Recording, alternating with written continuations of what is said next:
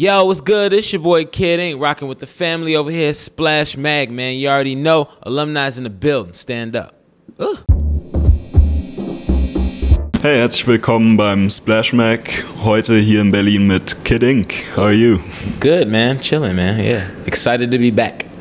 How do you like Europe so far? I think you've been touring 1 week now, and Yeah, we started in London, and we've done it probably about, I think this is show number 6 or 7, something like that. So it might be 7, but we've been gone for at least a week and a half, man. It's exciting, you know. It's fun. I got my whole team with me. You know, I got people getting to see different things who've never been over here before, and you know, for me, it's always just fun to get away for a while and just see something new and see those extremely wild fans, man.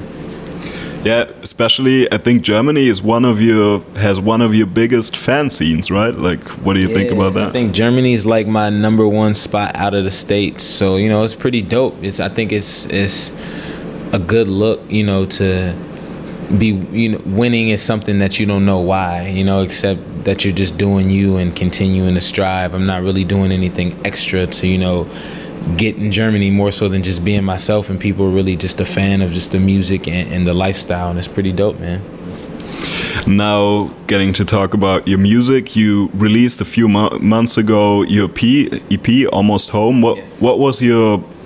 Why did you release actually an EP before dropping your first major album? What was what do you think about that? My whole thing was, you know, I wasn't able to drop a mixtape or anything since my label deal, and I felt like it was just so much time where I hadn't released brand new music. And for me, you know, releasing music during the summer is pretty important, and I think when we got to that point, I noticed a lot of other people dropping EPs and stuff like that. You know, my whole big thing is always, if I see my competition doing something, why can't I not do it? So for me, it was like telling the label, like, y'all won't let me do a mixtape, so let's do an EP. Everyone else is doing it. It's great promotional use. No one's losing full, you know what I'm saying, money from not, you know, we didn't put a major label album like thought into it. We just had fun with it more so than with the album. It took, you know, way longer time and process to really put it together.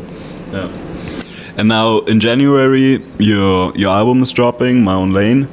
And what was your concept about that album in terms of production, in terms of contents, and especially what is different about it compared to Up and Away? You know, my overall, you know, approach was just the concept was my own lane, kind of, you know, not really, you know, forcing my own sound on anyone, just kind of explaining and showing what I think about when I go and do music and how my production background kind of like plays a part of that. And I don't really have any, you know, limits when I do music. I don't go too far over the edge, but I try to, you know, always have fun and just do me and be me and not let, you know, the sound of it or the beat speak more than what I'm actually saying in the song. And I think, you know, it'll be definitely given across from that. I have my songs where I felt like they remind me of something I've done in the past, you know, that worked, but just were a little bigger. You know, I always want to do something that works, but, you know, not completely the same thing and give you the same show me in the same time of your life. I'm definitely going to take it and try to flip it a little differently,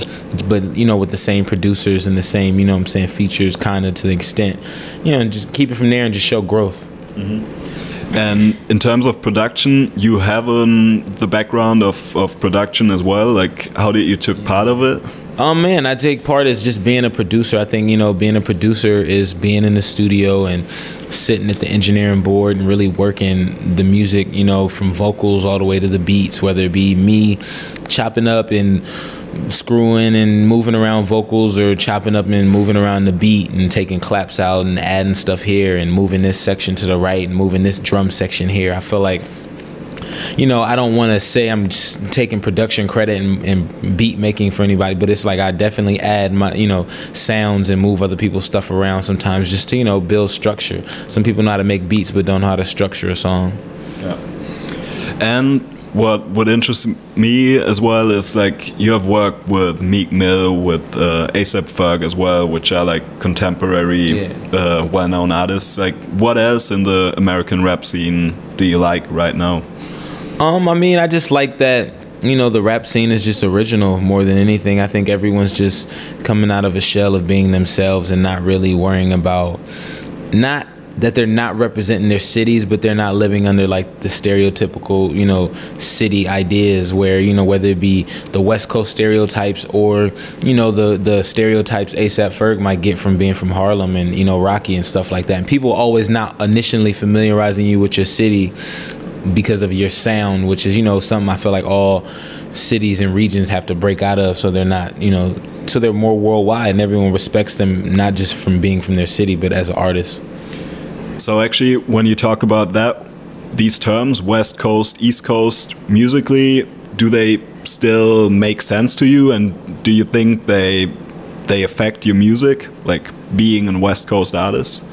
I think it definitely affects it to an extent of, you know, you always want to feed, you know what I'm saying, your region, you know what I'm saying, where you're from. You know, it's not like everyone in the city doesn't still listen to certain kind of music, or, you know, when you still have the artists that you respect and like the legends and, you know, people like Snoop Dogg or The Game. You know, I'm not gonna get The Game or Snoop Dogg on a song and have it completely sound like Kid Ink, and, you know, I'm gonna still give them a record that fits them, and, you know, it might be a little bit more West Coast just so it makes sense. You always got to pay homage back to, you know, just where you're from. And I feel like people will always do that and get back into that once they establish themselves a little bit more. I think it's all about right now trying to establish yourself as a person without having a major cosign, so everyone calls you like their little homie or expects you to make the same kind of music they make. And I think, you know, the biggest drive at that has been the South. You know, the South has always just made their own, you know what I'm saying, own kind of sound and their own kind of music, and